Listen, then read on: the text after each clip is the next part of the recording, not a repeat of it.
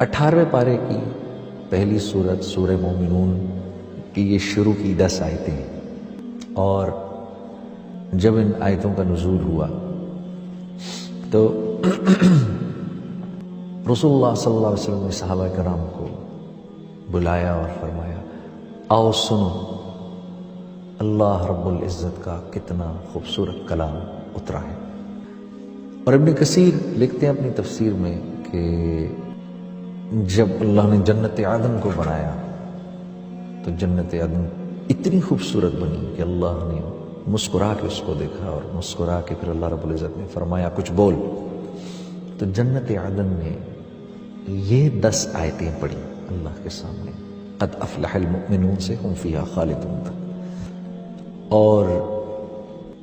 کچھ ہمارے جو مفسرین ہیں وہ یہ بھی لکھتے ہیں کہ ان آیتوں میں دراصل اللہ رب العزت نے صحابہ کرام رضوان اللہ علیہم اجمعین کی صفات بیان کی ہیں کہ صحابہ کرام ایسے ہیں۔ تو کتنے خوش قسمت ہیں وہ لوگ جو جن میں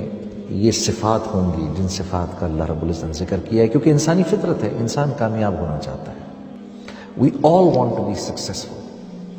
اللہ نے کیونکہ ہماری فطرت بنائی ہے تو اللہ ہماری فطرت کو جانتے بھی ہیں، تو خود ہی اللہ رب العزت ہمارے سوال کرنے سے پہلے فرما رہے ہیں کہ بھئی مومنین کامیاب ہو گئے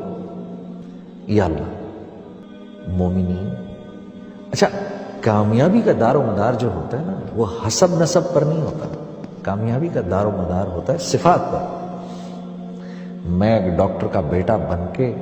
یہ کہوں کہ میں بھی ڈاکٹر ہوں، یہ نہیں ہو سکتا۔ ڈاکٹر بننے کے لیے مجھے ڈاکٹرز کی محنت کرنی پڑے گی، پھر ڈاکٹرز کی صفات، ان کی نالج میری زندگی میں آئیں گی،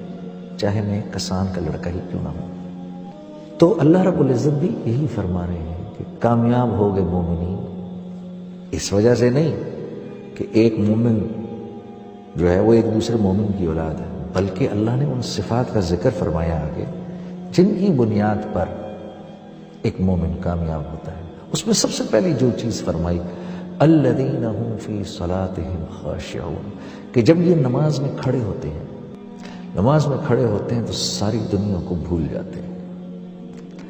میرے بندے کا مجھ سے رابطہ قائم ہو جاتا ہے،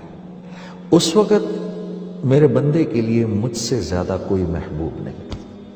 اور ایک روایت میں ایسے بھی آتا ہے کہ جب آدمی اللہ اکبر کر کے کھڑا ہوتا ہے تو اللہ رب العزت کی کریم ذات انسان کے سامنے ایسے آ کے کھڑی ہو جاتی ہے، اور ایک فرشتہ ادھر کھڑا ہو کے انسان کو کان میں کہتا ہے، اگر تو اس وقت دیکھ لے کہ تیرے سامنے کون سی ذات کھڑی ہے تو قیامت تک تو سلام نہ پھیرے، اگر اتنی زندگی ملے تو اللہ پاک فرما رہے ہیں میرے بندے جب میرے سامنے کھڑے ہوتے ہیں ساری کائنات ان کو بھول جاتی ہے۔ اچھا، خشوع و خضوع، میں ایک دفعہ ہمارے بڑے بزرگ ہیں نظام الدین کے مولانا سعد صاحب دامت برکاتہم، ان کا بیان سن رہا تھا تو مولانا سعد صاحب فرماتے ہیں کہ خشوع سے مراد یہ ہے کہ آدمی اللہ کے سامنے کھڑا ہے، پھر خیال ادھر ادھر گیا، فوراً اس کو واپس لے آیا کہ نہیں میں اللہ کے سامنے کھڑا ہوں، کیونکہ ہر وقت